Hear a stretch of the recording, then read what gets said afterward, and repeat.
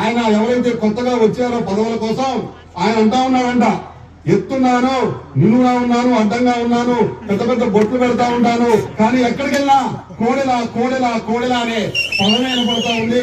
దీనికి కారణం ఏంటంటే ఆయనకు ఒకటే చెప్తా ఉన్నా, కోడెల శివప్రసాదరావు గారి దగ్గర నుంచి ఎవరైతే ప్రజాసేవలో గాని రాజకీయాల్లోకి రావాలనుకుంటారో నేర్చుకోవాల్సినవి, పాటించాల్సినవి కొన్ని విషయాలు ఉన్నాయి. ఎందుకంటే పదవుల కోసం, అధికారం కోసం పార్టీలు మారే వ్యక్తి కాదు. ఎంత బరువు ఉన్నామో ముఖ్యం కాదు, ఎంత ఎత్తున్నామో ముఖ్యం కాదు, గుండెల్లో ఎంత దమ్ము ముఖ్యం. ఆ దమ్ము నమ్ముకున్న వాళ్ళ కోసం ఏ విధంగా నిలబడతాడు, ఏ విధంగా నిలబెడతాడు అనేది ముఖ్యం.